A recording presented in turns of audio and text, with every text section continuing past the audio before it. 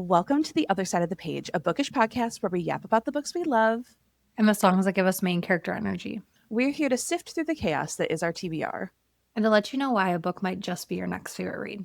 I'm Britt, dramatic plot twist lover and champion for MMCs needing to be more pathetic and down bad. And I'm Hannah, reader of at least 5 books at once and a detailed fantasy map enthusiast. Every Wednesday, press play on a brand new bookish episode.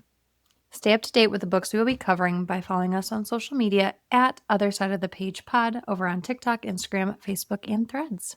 And don't forget to follow, rate, and review the podcast a shining 5 stars on your preferred platform because it helps us so much with visibility. And this week we have a special Manuscript episode where we are welcoming the USA Today bestselling author, Ellie Palmer. Hi, welcome. Ellie. Hi, welcome. Thank you for having me. Of course. We're so excited to have you. Do you want to take a second to introduce yourself? Of course. So I'm Ellie Palmer. I'm the author of 4 Weekends and a Funeral and most recently Anywhere with You. I live in Minnesota, from Michigan originally. And I'm excited to talk about music and books and all things. Beautiful. We're going to dive right in. So guys, go ahead and grab an iced coffee. Or iced chai. And let's turn the page together. Or go on a road trip together. Probably more fitting. More fitting for today. Dear reader, so we discovered Ellie through one of our favorite authors, Tara DeWitt, when she did a tour stop for Anywhere with You here in Michigan.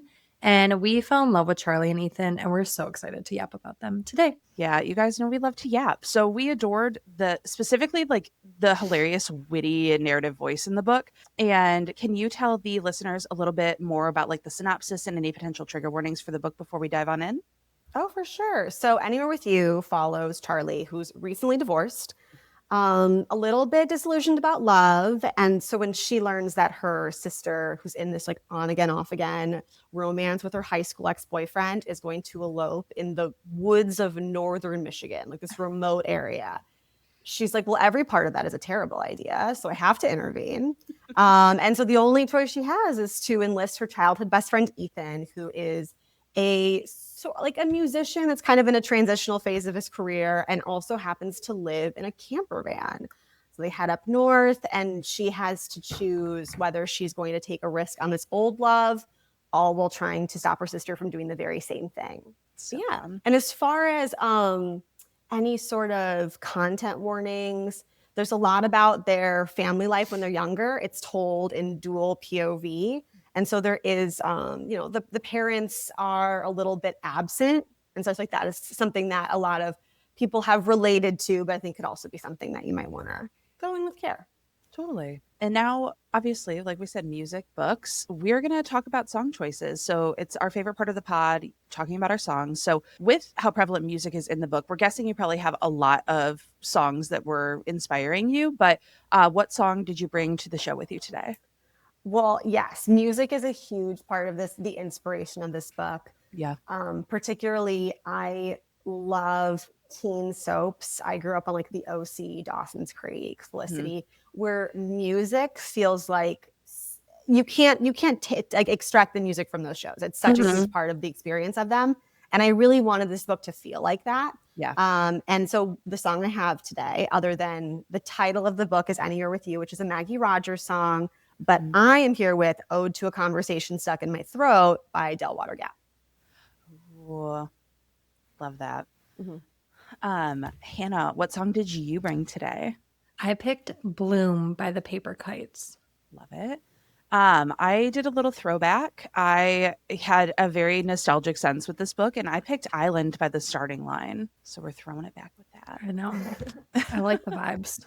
I do too. But now we're going to move into our pages turned and bridges burned section. So we are splitting this up. So if you have not read Anywhere with You yet, we're going to keep things as spoiler free as we can first. Then we'll dive a little bit more into the plot. So that way you can still enjoy if you have not read it yet, which in case you haven't, what are you doing? You should go pick it up and read it right now. And then come back and join us for the whole thing. So yes. We're just going to kick things off with kind of a basic question we love to ask our authors is, what does your writing process look like? Do you have any fun rituals, any coffee shops you frequent, snacks that are a must-have when you're writing? I think I write in the morning a lot. So I think like a hot tea or an iced coffee, depending on where we are seasonally. Totally. I'm a big like seasonal beverage drinker. So if right now we're entering fall, I'm into like the chai tea moment. Mm-hmm. Come winter, I'll be drinking a peppermint mocha. So it's like I'm kind of whatever is the morning drink of the That's a season is vibe. what I'm drinking. Yeah. Love that. With your writing process, totally, are you more of a plotter, pantser? What kind of guides you that way? Well, I think in my heart, I'm a pantser. When I first, my first book that I wrote was fully pantsed. I like didn't understand what I was doing as I was writing it, and at the end, I was like, "Wow, there's a lot of good stuff here, but I really need to reshape this plot and give it a plot." Honestly, Yeah. So there was a lot of rewriting with that first book. And now that I am working. Writing on contract, working with an editor, I have to really plot a bit more. And I've grown to really love that and appreciate knowing where I'm going. I think that is something, there's a comfort there that I didn't realize I'd find. So I'm enjoying it. Love that. And then what was the inspiration behind Anywhere With You? We know there's a song title, but what drew you to write this book specifically? I was really loving, I think it was, okay, so when I started writing this book, I want to say it was some anniversary of the OC soundtrack. And it was like, it was coming up in my, my algorithm a lot. And I was just remembering like where I was when I heard all these songs for the first time and all of these like iconic music moments where now that song, I cannot remove it from that show. I hear the song and I think of that scene. Yeah. And I started thinking about like, what is the experience of those musicians? Like how does Phantom Planet feel about the song California? Because like I looked it up. That was a song before the show. It was not written for the show. So it's like, how do they feel about that song now that there is no way I can hear that song and not think of the OC? And like imagine Ryan Atwood's face like across the screen. And so I just started kind of thinking about what kind of career that might lead someone down and how they might feel about that career, how it might reshape them, how they now that I'm hearing like an anniversary project, how it might put them on like more of a nostalgia track as a musician rather than kind of creating new stuff and how they might feel about that. So that's kind of where the origins of Ethan, the love interest came from. And with Charlie, the protagonist, I had really wanted to tell a sister story. I love those relationships where people who know you before you know who you are really, and thou kind of growing together, and when your personality is shaped along with someone. And I feel like those sibling relationships are so special. They're people you share your lives with in a way that's so unique. And I really wanted to explore that relationship in a way that felt really fun and grounded in a relationship that I could recognize while still being like, a little larger than life. It's fiction. Yeah. Yeah. I thought it was a lot of fun. It was. What has been one of your proudest moments as an author so far? Well, I remember worrying whether I was going to be able to even write a second book. I feel like so many authors talk about that second book curse about, you sell your first book and then oftentimes it's so wonderful. The publisher buys 2 books. They buy a book that doesn't exist yet. And you're like, wow, this is really incredible. You have such faith in me. I don't even know if I can do this. And so the idea that I was able to even kind of write that book, I was very...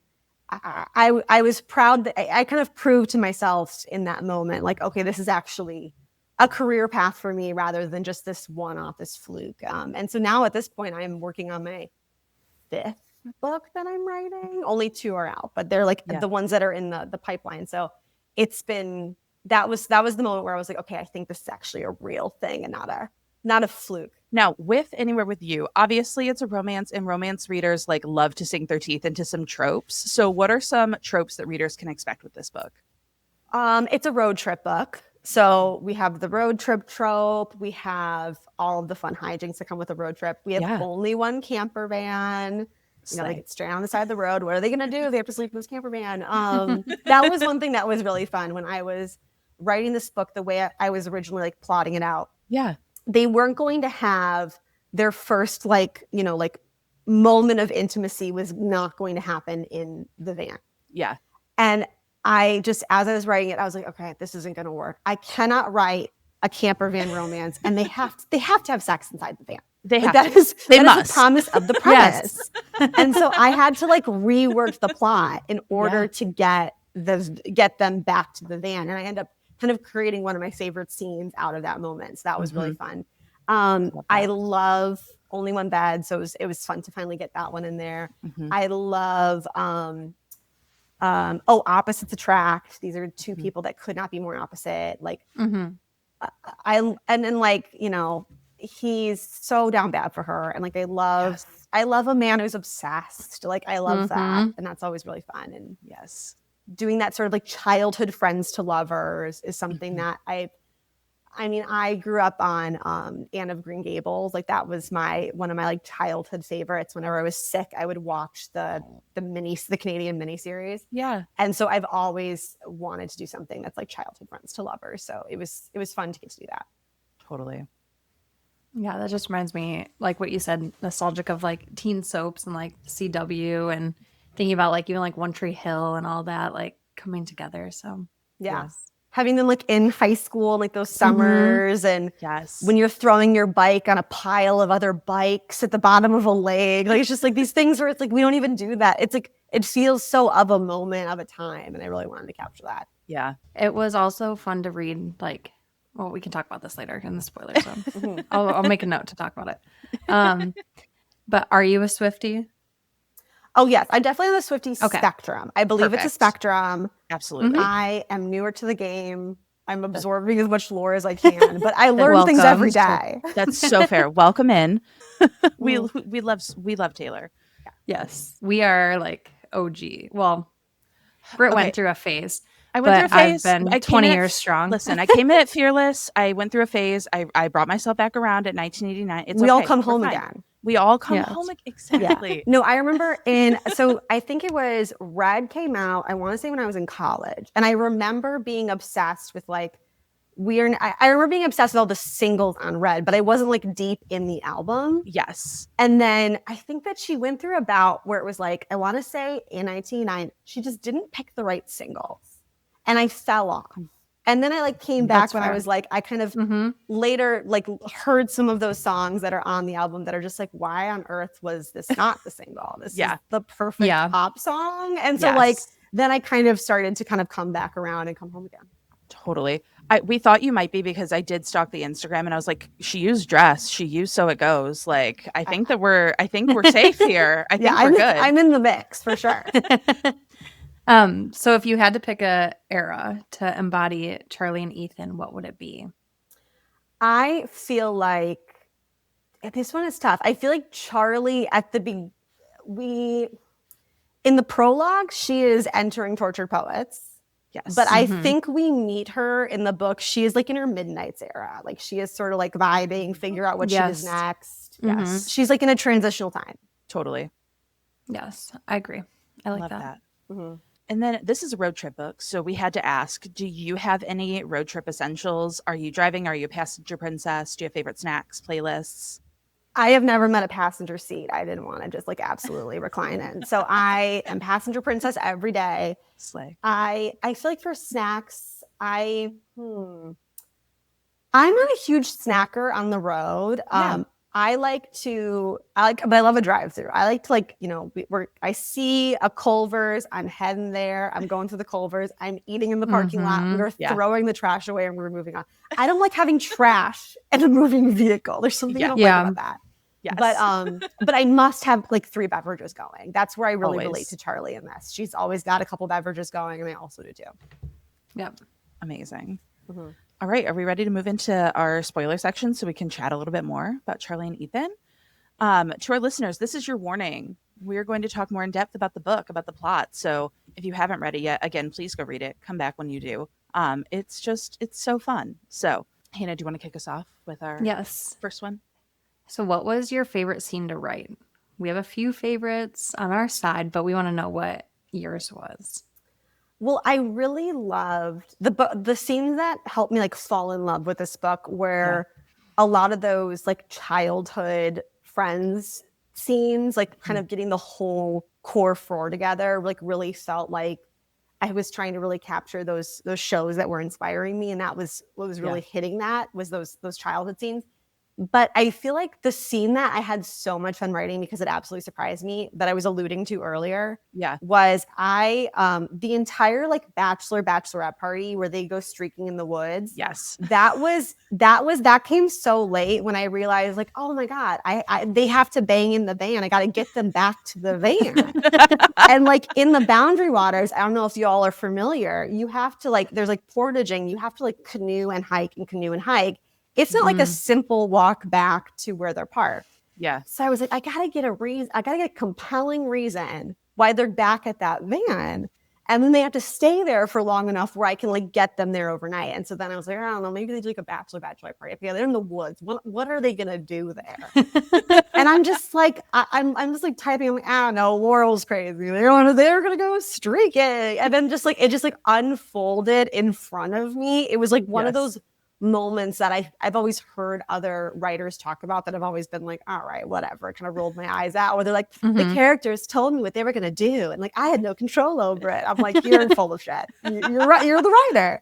But that was a moment where I really felt like it was happening at me. And I was just like, I guess this is what's going on. And, and I was very positive that at some point, some editor, like either my editor or like a copy editor, was like, you can't do this. Like, this is insane. But everyone let me keep it. So I think it flowed. It fit in. And it was just like seeing the dynamics of all of the random people at the bachelorette party. And for Charlie just being so uptight and like the stress that she was experiencing secondhand by watching Laurel just be absolutely bonkers, followed by like the sequence of the tumble, the fall, getting slapped in the face. I mean, truly, it was hilarious. I was giggling. It was so funny. Yeah, that was truly fun to write. Like I felt like it was, and I feel like I could read it in the page when I was reading it. I was like, I clearly had fun while I was writing this. And it came through in a way that I was really proud of. Absolutely.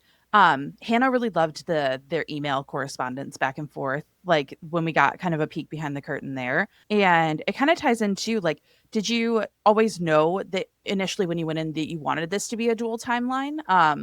Like, was that your plan 100% going in? Did that evolve over time?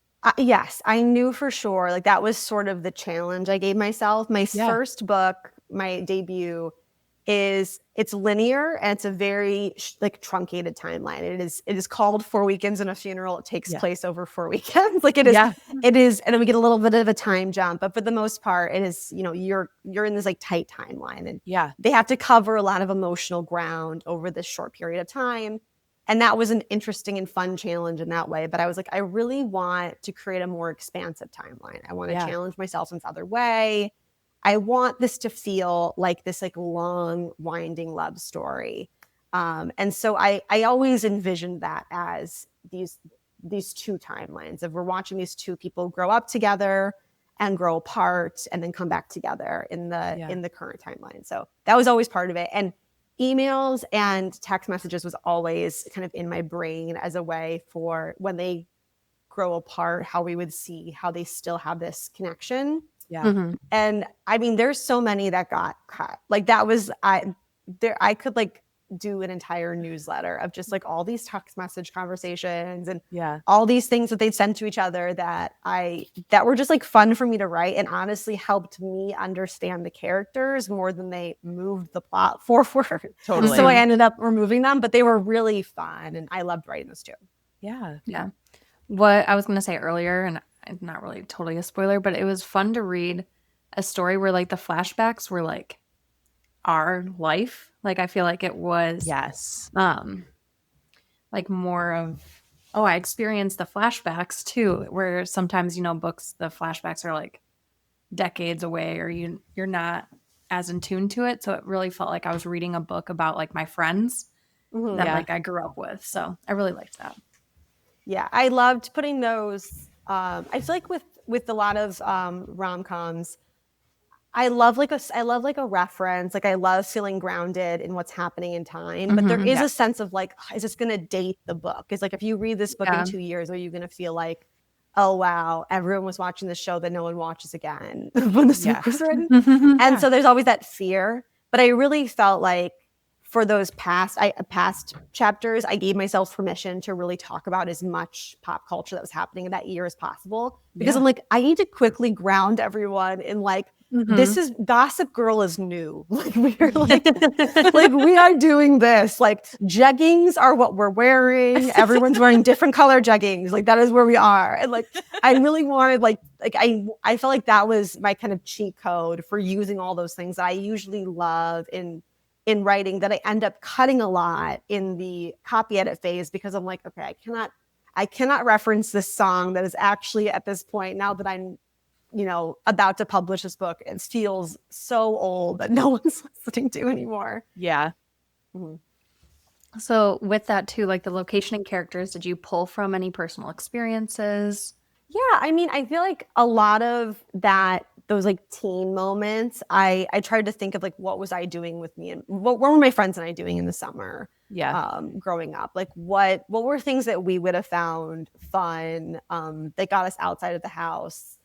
What are things that we were doing? What were things we talking about? What were we watching? What were we listening to? So that was really inspired by just that experience of growing up. And then the events of her career, like where she's at with her career, the career burnout. I'm also in the legal field in my daytime. Yeah. And my husband is as well. That's how we met. We met in law school. And I have so many friends who are lawyers. And so I really had a lot of material for a lawyer's burnout experience. And so and that was, I kind of took like basically every bad thing I've ever heard. And I was like, let's throw that in there. She's also, this is also happening to her. So some of it's like, you know, it's definitely not autobiographical, because I pulled like literally every story I've ever heard from anyone and just threw that in and try to keep it as realistic as possible. Yeah. We love when a book has like Midwest roots, because we're both from Michigan, and it's always nice when like we can feel like we like understand the book, and like also understand sometimes how people speak just like a little bit differently, you know, Midwest style. So that was a lot of fun too, to just have like those little nuggets sprinkled throughout of the location. And a lot of people don't know how beautiful Michigan is. I know. It's so beautiful. Yeah. Yeah, I grew up going to northwest Michigan all the time, and like Lake Michigan summers, and it just there's nothing like it. Whenever I try to explain it to other people who I feel like they're expecting a different, you know, this like small like rinky-dink lake experience, and I'm like, you don't know the first thing about Lake Michigan. Like it is everything. Yeah. Like climb Sleepy Bear Dunes and then come back and talk to me. Come back later. And I feel like living in Minnesota, I've grown to really appreciate Lake Superior in a way that I didn't. Because like when you're in Michigan, you're like, we have Lake Michigan. Like what are we, like I'm going to go up north, Lake Superior, the cold one you can't swim in. Like what am I doing?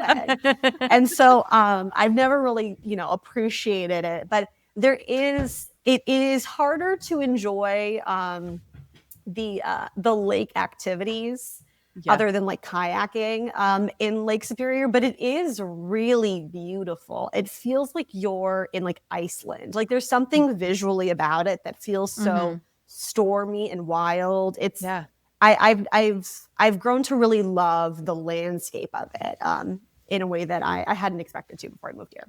Yeah. Now we're kind of switching gears here, but I love a good chapter title. I feel like chapter titles are so fun. Were those that like once you wrote the chapter, you would like pluck from them? Did you always know that you had chapter titles? Did you have them in your debut, or is this different for you? So this was in my debut, and this began as a tool for me to remember what happened in the chapter as I was editing. Totally. So when I would write the chapter, I would just find like, what is a line that I find funny that will remind me of what happened in this chapter, so that I can like go back and find it later if I need to change something.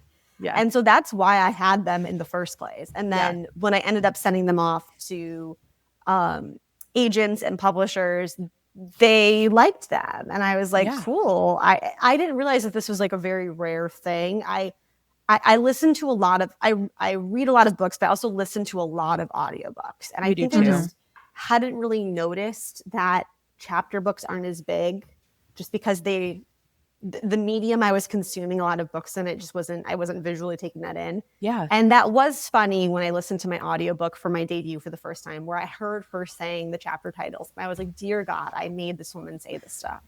Like, some of the chapter titles in my first book are absolutely wild. And I'm like, this poor woman has to sit here and start like chapter 7 and then like say the chapter title.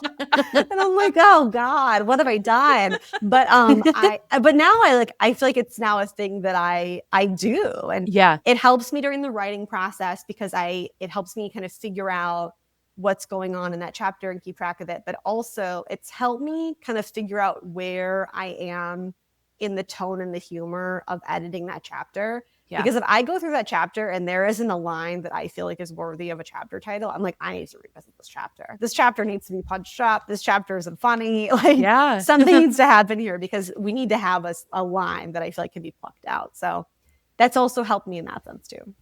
I love that. I think one of my favorite ones that I remember is the Colorado one. That's like, Colorado is the breakup bangs of states. It certainly is. The amount of people I remember telling me they were going to move to Denver in a time of turmoil. I was like, yep, wherever you go, even to Denver, there you are. You're bringing your problems with Yeah. you. Well, and also, I don't know if you guys watch Love is Blind, but the new season is set in Colorado. And let me tell you, when they said the dating scene is wild there, I believe them. 6 episodes in, I go, who cast these people? What are we doing? I started Love is Blind. I need to dive back in. But so I'm a huge reality TV person. I love reality television. Yes. Love is Blind has been such a journey for me. I feel like I remember I was obsessed with it. I feel like this is the future of dating shows. Yes. Like, this is everything. And now I feel like it is an experiment gone awry. Like, it's so bleak. Season 1 was I'm so excited good to see what happens. Yeah, this season I binged all 6 episodes the other day, and I sat there every episode progressively more and more like, what? I watch it like this. Yes. Like with my hands over my Yes. eyes. Like I'm watching a horror movie. Yes. Yep. And I know they call it like a social experiment, but it feels like I'm the one being socially experimented on. Like, it's testing our limits. Like, what will we accept society to do? Like, yeah. And at what point will we demand that they stop? At what point will we say, Vanessa Never. Lachey, please stop talking? Enough. Never. Where am I? I love know. reality TV. I could yap about reality TV. I could for write a dissertation on reality television. I love it ever. so much, Oh, it's so good. think about it. So let's circle back to the sister relationship between Charlie and Laurel, because it was a big piece to the puzzle. How did you craft the relationship, and how did it influence the plot? Yeah, so I really wanted there to be these two relationships, and I love in arguments when both people are right and wrong at the same time. Yes. Whereas she is, everything she's saying like this marriage, she doesn't sound wrong. It sounds like it's hastily conceived. It sounds like a bad idea. Like everything about it, it's like it seems like she might have the right idea here. Yeah. And what I really wanted in those flashback chapters is it to like do two things where we are seeing the growth of the romantic relationship.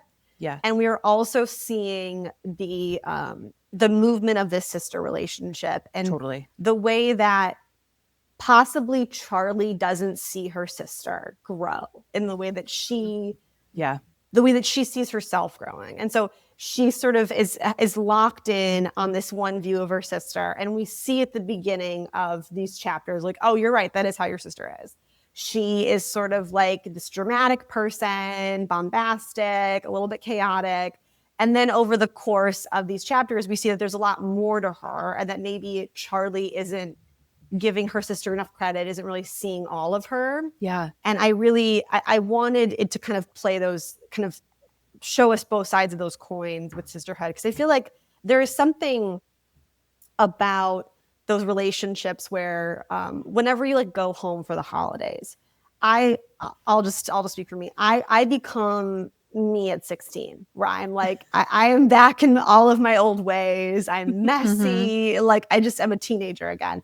Yeah. But I also feel like that's somewhat of the way that our sibling relationships can sometimes be too, especially if we're long distance, where we sort of revert back to a dynamic that we had when we were younger. And Mhm. we see each other that way too. And so sometimes we'll talk about things going on in our lives and it will surprise me if something's happening. And I'm like, well, of course, she's an adult person. Like, of course Yeah. this is happening. And so it's like these, the way that we view our family and these lenses we have, the way they change over time, I always have found really interesting. And I wanted to explore that and use that as a way to tell a story too. Yeah. Mm-hmm. Yeah, it's always fun reading about sibling dynamics because I am an only child.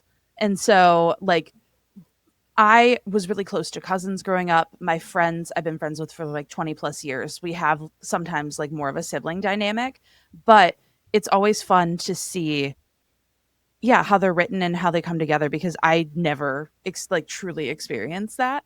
Mm-hmm. Um, and I did love that every time that they were like having some sort of like emotional blow up, I was like, well, you're both kind of there.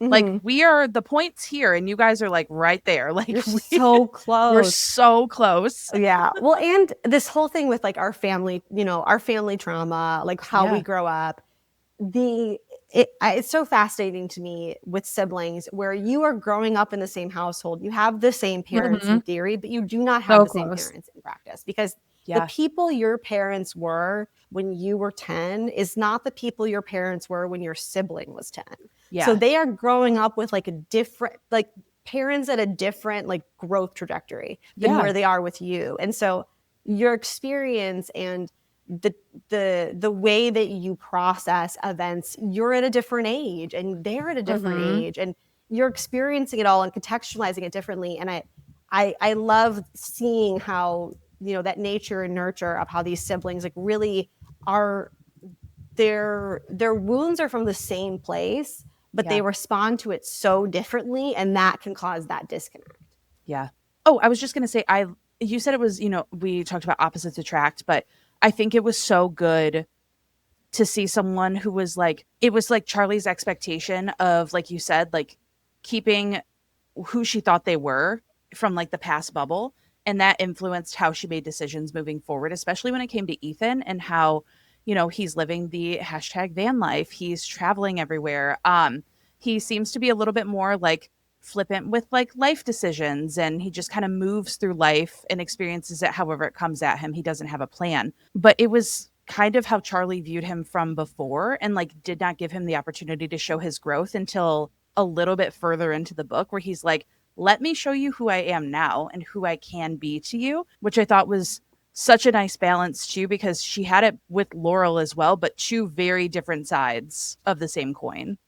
Oh, for sure. Like Charlie is so like stuck in the way that she views everything. Like Yeah, she has, and it's the part of the whole thing is she likes stability. She likes things totally. that stay the same. It makes her Yeah. feel comfortable. And so her Mm-hmm. having these people that she loves and being able to view them as unchanging the way that she sometimes wishes she was unchanging Yeah. makes her feel comfortable, makes her feel safe. And so it's scary to see that someone has grown and changed because it means maybe you've changed, or maybe things about you and your wants have changed, but Yeah. also maybe his changes are good and maybe they're the reason why you can be together. But like being Yeah. able to let that in, I feel like can be scary for a lot of people and particularly Charlie. And I also with their at the end they have this Mm-hmm. sort of third act breakup, Yeah. and I always loved that the big thing that she points to as to why she continues to feel scared of being with him is that he is willing to drop everything in his life to be with her. And she's just sort of like, that is exactly what I'm talking about. Like, you Yeah. don't have any sort of stability. You're willing to throw away everything to Mm-hmm. like on a whim. And it's like this thing that feels so romantic, but to someone like her is like evidence of the thing she is very terrified of, which is someone could Totally. immediately drop everything and change everything about their lives at a moment's notice on a feeling. Yeah. And I think too, having the antithesis of like her previous relationship with Rich being like everything that she wanted and the rigidity and the stability and the way that they like did things, and it still didn't work out. And then just having that contrast was, Mm-hmm. it just took us on like such a fun journey. And I am a sucker. I think Friends to Lovers is significantly underrated. I think like the emotional bonds that you have with like those friendships that you can kind of flesh out a little bit more than strangers to lovers, or an enemies to lovers, or what have you.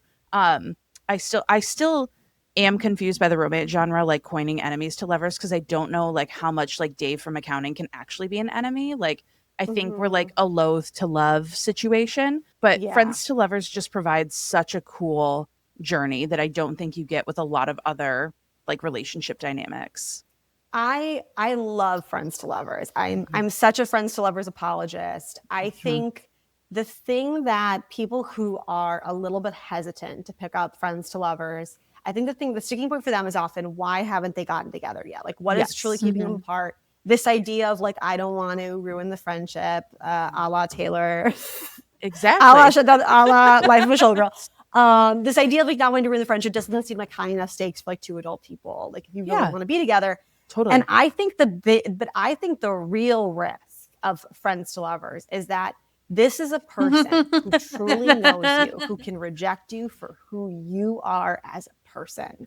I think that is the terrifying thing about falling in love with a friend, is they aren't a person who is just getting to know you, and that if it doesn't work out in 2 months, you can say, well, we were a really good fit, and once we settled in, like, there were things I didn't like about him either. It's like, no, this is a person who knows everything about me. I know everything about them. We can truly break each other if we decide to go this way, and we decide that we don't love each other. Like, I think that is what's terrifying about it. And that's the thing that I like to really, when I love books that really mind that aspect of it, that fear of rejection that comes with a friends to lovers relationship. Totally. All right. Let's get into the songs. All right. So let's highlight a few theme lyrics and why we picked these songs. Ellie, if you want to kick us off with your song. So my song is Ode to a Conversation Stuck in My Throat by Delwater Gap. And so if someone wants to know what Ethan's album worth of yearny songs about Charlie read like, it's this song. Like, it's some excerpts that I'll read for you are, I used to call you my best friend way back before you were my everything. And then in the refrain, and it hits me, I don't want anybody else touching you like I do, like me. It's so yearny. It's so much about realizing, like a bolt of lightning, that this person that you care about in this one way is also someone that you care about so deeply in another way. And also feeling a little bit like petulant and possessive of that person. Yeah. In a way that I feel like is very like 1819, which is, when he wrote a lot of these songs about her. So I find that to be a really fun inspiration for the lyrics that I imagine him having written about her when they were in college. Love that. Then for me, I picked Bloom by the Paper Kites, and it's such just like a happy love song to me. But basically the whole first verse is why I picked this song. It's, in the morning when I wake and the sun is coming through, oh, you fill my lungs with sweetness and you fill my head with you. Shall I write it in a letter? Shall I try to get it down? Oh, you fill my head with pieces of a song I can't get out. And so I just feel like that's right there with their relationship, and Ethan writing these songs and just those happy moments. And what's that? After I finished the book, I listened to the Maggie Rogers song because I remember you saying that. I'm like, oh, I love Maggie. And then this came on my playlist like shortly after, and I'm like, oh, hello, I like it. Oh, this kind of fit. I like it. We're gonna have this. Yeah. So no, I love that. That's beautiful. Yeah. And then I picked Island by the Starting Line. And the reason I picked this song is it's very much reminiscent of like the road trip aspect of it. And it starts with, let's sail away, find our own country. We'll build a house and beds out of palm trees. Let's get away. Let's push our lives aside. And that's kind of what Charlie does. She's like, I need to rescue Laurel immediately. So everything else is going to be put on the back burner and we must go now. But specifically, there's Under the Stars, I'll be your lover with no distractions. I'm going to treat you right. And it just felt like it's like a very upbeat, like throwback, like pop leans emo song. And it just felt very much like them. Like, well, it seems like things are only getting better. Well, it seems like we can never catch a break. Like, oh, things are getting better. And then all of a sudden there would be some crazy like wrench thrown in the situation. The van gets stuck. Someone goes down again. An ankle is snapped. We have canoes we have everything is a mess. But specifically just keep a hold on me. Don't let go. If you float away, like just let's go to bed, let's stop debating, look at the time, we're always waiting. I don't know. I like was looking at my songs and this was the first one I thought of and I was like, does this fit? I listened to it and I said, yeah, this is very like road trip energy. This is very them. So that's why I landed on that one. I love that. I love the kind of like anxiety of that too. Another song. A book title for this book before Anywhere with You, it was Out of the Woods for a little while too. Yeah. And what I loved about that title was not only the woods, but also that song by Taylor Swift is there's so much like, it's so like very focused and like there's like an anxiety to it where it's like, we just need to get out of the woods. We just need to do this. We just need to do this and it'll be fine. And we just do this. And like, there's something about it that reminds me of Charlie's thought process and the way she approaches life where it's totally everything is so one track and focused and like this belief that if I can just do everything right in the right order, then everything will be okay. All right. I just love the songs. I know. It just completes a story. It's my favorite part, truly, just like getting to relate like lyrics back to it. And really when you break it down to like, for me, music influences so much. Like I listen to music constantly if I'm not listening to an audiobook. And I think that music has like such deep emotional ties. Like you said, like you have songs that are just tied to these shows.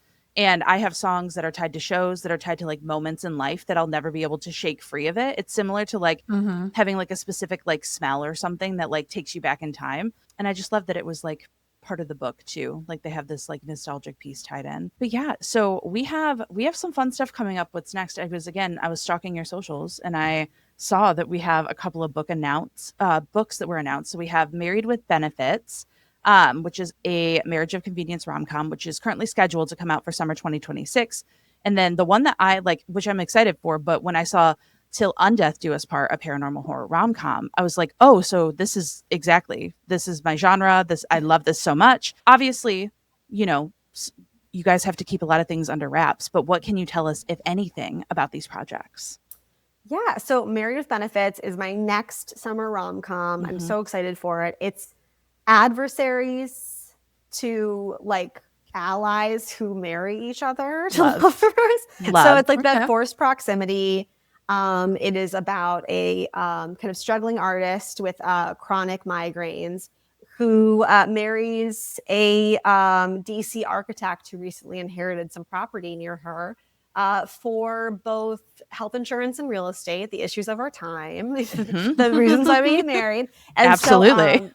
So it was, and that one was really fun. It's very like, it was my first like true small town romance. And I set it in Wisconsin and I really loved getting to kind of have those opportunities to make the small town a character in a way that felt like, I mean, it's a little bit like, of course, it's larger than life because it's fiction and it's a rom-com, but like there are moments in there that felt like to me, like this to me feels like Wisconsin small town. Like there are two rival gas stations. And if you go to the wrong gas station, like it causes real problems in your life. And like there's like that to me is like, that is what it is like being in the Midwest in the small town where like there are business rivalries. Small town I live in.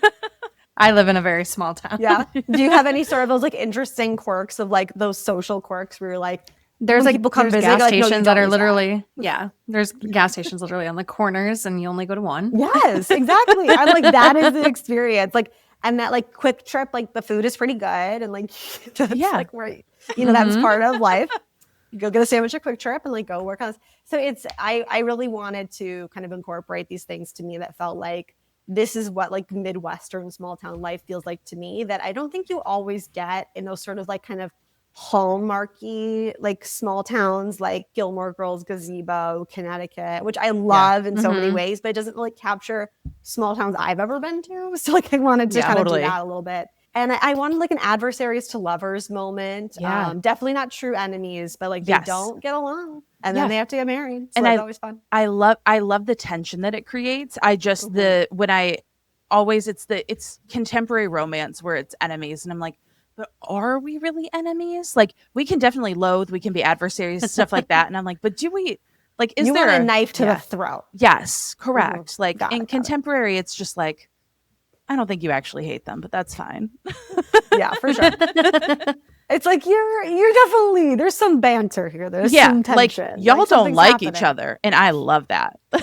I love that for you, and I love this is where this is going to go. Correct. But, yeah, and then with my Till Death Do Us Part is my paranormal horror rom-com. It's spring 2027, and that one I just announced it. I'm really excited about it. Yeah. It is a real like genre shift for me. It is a husband and wife who are working on their marriage. The wife accidentally becomes a vampire, as one does. And Of course. now they have this other problem beyond their marriage. They also have to find a way to keep her alive now that she has to kill people. And it's sort of like this very like dark comedy. There's some like horror elements, like comedic horror elements of genres that I like really love. And and it's sort of, if you are a fan of like the show Santa Clarita Diet, or I was just gonna say that's what it reminds me of. of. For sure. And then and like if you like some of the kind of like idiosyncrasies of Fargo, and like that kind of crime element, that kind of small town crime element of Fargo where it's snowy, and then I think you'll also enjoy this. Yes. Immediately when you said that, it made me think of Santa Clarita Diet. Yes, and definitely.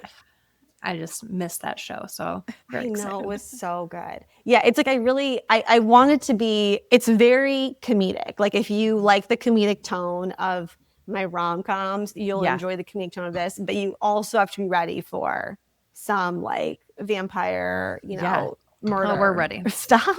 So ready. Yeah, I was gonna say I am not a dark romance girly, but I can do dark rom-coms because I need a little bit of levity with it. So like anything that blends, because my two most read genres, probably for me and Hannah combined, are thrillers and romance.